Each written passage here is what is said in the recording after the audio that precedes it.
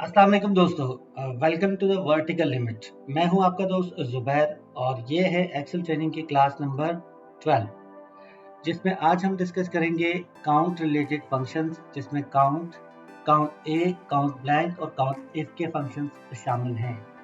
तो वीडियो को एंड तक देखिएगा और वीडियो अगर आपको लगता है कि कहीं पर भी आपके लिए हेल्पफुल रही है या फिर आपके किसी काम आ सकी है तो प्लीज़ लाइक और शेयर ज़रूर कीजिएगा और साथ ही साथ चैनल को सब्सक्राइब कर लीजिएगा और बेल आइकन को भी ज़रूर प्रेस कर दीजिएगा ताकि आने वाली वीडियोस का नोटिफिकेशन आपको आपके नोटिफिकेशन बार में मिल सके। तो चलें वीडियो शुरू करते हैं।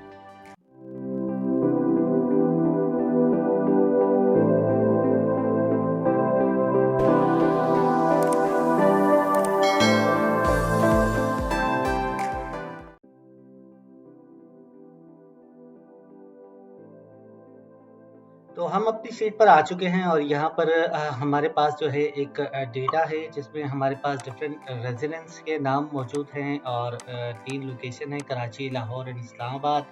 और वहाँ पर उन रेजिडेंट्स की एज के हिसाब से ये डेटा हमारे पास यहाँ स्क्रीन पे मौजूद है। हम सबसे पहले यूज़ करेंगे काउंट। काउंट बेसिकली फंक्शन है जो कि आपके पूरे डेटा में रोज़ को काउंट करता है। अगर मैं यहाँ पे is equal to count type करता हूँ तो counts number of cell in the range that contains number. ये ध्यान में रखिएगा, that contains number. For example मैं यहाँ पर टाइप करता हूँ काउंट और मैं यहाँ पे इसको टैब प्रेस करता हूँ, देन इट आस्क मी कि आपके वैल्यू 1, वैल्यू 2 और वैल्यू 3 इस तरह से कहाँ पर है। तो मैं बजाय वैल्यू 1, 2, 3 के मैं यहाँ से इसको क्लिक करता हूँ और कंट्रोल शिफ्ट डाउन एरो से पूरा डेटा सेलेक्ट करके और यहाँ पे इंटर प्रेस करता हूँ और ये मुझे आंसर दे देगा 38 रोज़ का। यानी मेरे पास जो रिकॉर्ड है वो 38 रोज़ का टोटल रिकॉर्ड है। बट दिस काउंट जो है, ये जो काउंट का फंक्शन है, that is for the number counting. Alright, ये ध्यान में रखिएगा, नंबर काउंटिंग। फॉर एग्जांपल अगर मैं यहाँ 13 को या 13 लिखा हुआ है, मैं इसकी जगह पे कोई टेक्स्ट टाइप कर लेता हूँ तो यहाँ पर आप ये देखें कि इसने ये 38 की जगह 37 का रिजल्ट लेकर आ गया। मैं कंट्रोल Z कर देता हूँ तो दैट मीन कि count function is use to count for the numbers in a rows, यानी आपकी कितनी रोज हैं उसके नंबर काउंट करने के लिए। अब बात करते हैं काउंट ए। काउंट ए जो है वो बेसिकली आपके सेल में, आपके डेटा में जो भी हो, चाहे वो नंबर हो या वो कोई डेटा हो, चाहे वो टेक्स्ट फॉर्म में हो, नंबर फॉर्म में हो या फिर कोई भी जो है वो उसके अंदर सिंबल हो, वो तमाम के तमाम कैप्चर कर लेता है अनटिल अनलेस उस डेटा में कोई ब्लैंक फील्ड नहीं है। ऑलराइट, ब्लैंक फील्ड ये काउंट नहीं करता। तो मैंने जैसे ही काउंट ए टाइप किया और मैंने यहाँ पे टैब प्रेस करना है। टैब प्रेस करने के बाद ये मुझसे अगेन इसी तरह से वैल्यू 1, 2, 3 पूछ रहा है। तो इस दफ़ा जो है मैं लोकेशन की वैल्यू देता हूँ और लोकेशन की वैल्यू देने के बाद मैं इसको complete location control shift down arrow से प्रेस करके जो है कंप्लीट लोकेशन सेलेक्ट कर लेता हूँ and I press the inter.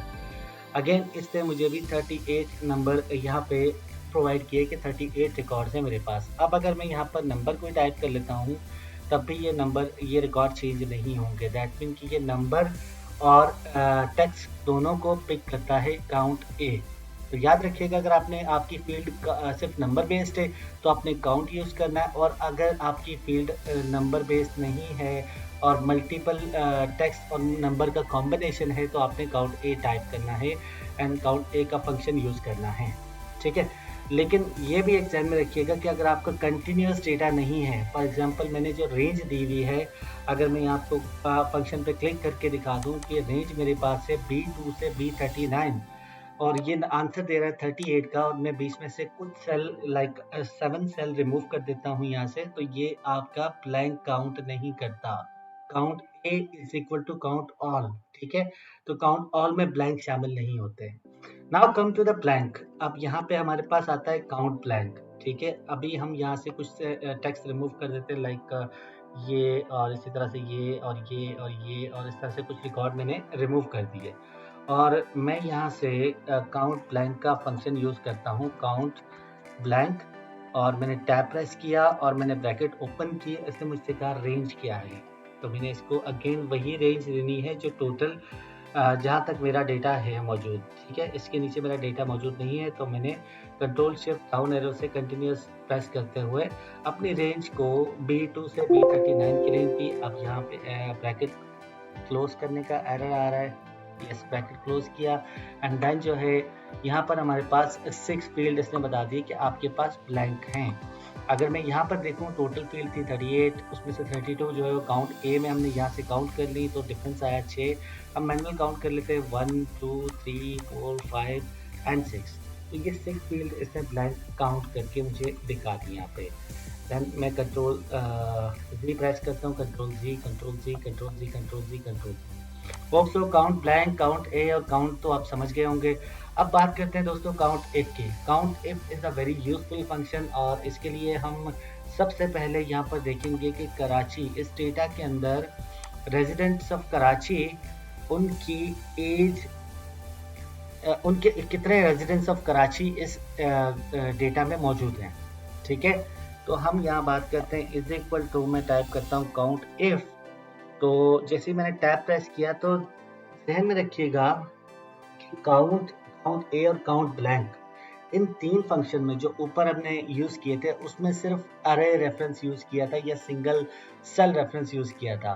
But यहाँ पर हमारे पास पहले आएगी रेंज, इसका सिंटेक्स इस तरह से, पहले रेंज एंड देन उसके बाद हमने देना है इसको क्राइटेरिया।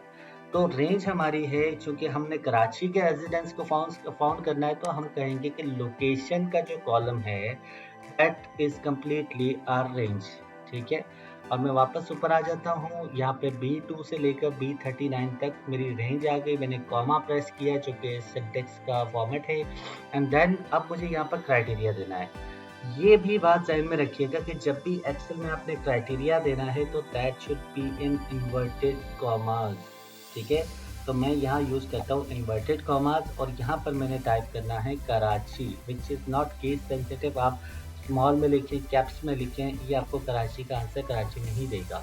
और मैंने यहाँ पे ब्रैकेट क्लोज कर दिया और जैसे ही मैं एंटर करूँगा तो ये मुझे दिखा रहा है कि कराची के टोटल रेजिडेंट्स 16 हैं।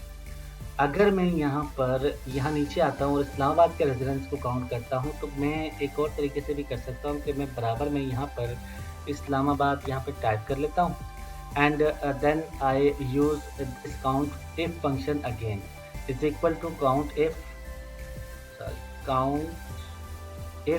और मैंने टैब प्रेस किया and then I went to the range, जो कि लोकेशन रेंज है। मैंने कॉमा प्रेस किया एंड अब की बार मैं यहाँ कॉमा प्रेस करने के बाद आगे इन्वर्टेड कॉमास में टाइपिंग नहीं कर रहा, बल्कि मैं अपने उस सेल का रेफरेंस दे रहा हूँ जहाँ पर मैंने इस्लामाबाद टाइप किया था J16।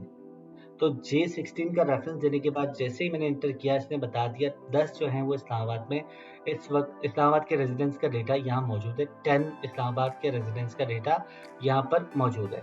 मैं यहाँ पर कराची टाइप करता हूँ तो इसने बता दिया कि ये 16 है। अब ये मेरा फॉर्मूला डायनेमिक हो चुका है। मैं अगर यहाँ पे कराची की जगह लाहौर टाइप करता हूँ तो ये मुझे बता रहा है कि आपके पास 12 रिकॉर्ड जो हैं वो लाहौर से हैं। तो गॉट इट। आप सिंपल इस तरह से आप इसमें कराची इन्वर्टेड कॉमास में भी टाइप कर सकते हैं और यहाँ पर जो है वो आप कोई सेल का रेफरेंस पर्टिकुलरली यूज़ करके अपनी टाइपिंग को रिड्यूस करके अपने काम को इम्प्रूव कर सकते हैं। अब बात करते हैं जी रेजिडेंस अबव 50 एज। इस पूरे रेंज के अंदर यानी ये जो 38 का रिकॉर्ड है हमारे पास, इसमें 50 की ऊपर के कितने लोग मौजूद हैं। तो यहाँ पर मैं टाइप करता हूँ अगेन काउंट इफ और ब्रैकेट ओपन करता हूँ या मैं इसमें टैब प्रेस करता हूँ, दोनों सूत्रों में मेरा फंक्शन एक्टिवेट हो जाएगा। और इस फंक्शन के अंदर मैंने रेंज दे दी अपनी सॉरी, अब मुझे एज की रेंज देनी है तो मैंने एज का कॉलम यहाँ पे सेलेक्ट कर लिया और कॉमा प्रेस किया।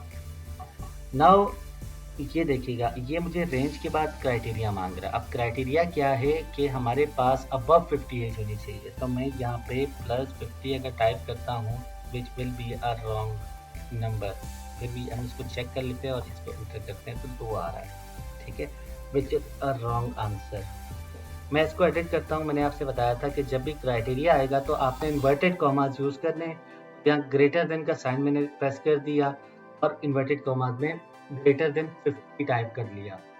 ये आगे चल के हमारे अदर फंक्शंस में भी यूज़ होगा क्राइटेरिया, तो इसकी सूरत में हमने इसको इस तरह से टाइप करना और ये हमें बता देगा कि 20 रेजिडेंट्स हमारे मौजूद हैं जो कि 50 की एज से अबव है। So guys that was all about this class and अगर आपको ये क्लास कहीं भी हेल्पफुल रही हो आपके लिए तो प्लीज़ लाइक का बटन ज़रूर प्रेस कीजिएगा और साथ ही साथ चैनल को सब्सक्राइब कर लीजिएगा फॉर अपकमिंग वीडियोस, ताकि आपके नोटिफिकेशन बाद में वो वीडियोस आ सकें, और बेल आइकन ज़रूर प्रेस कीजिएगा। Thank you so much for watching this video, and I'll be seeing you in the next class.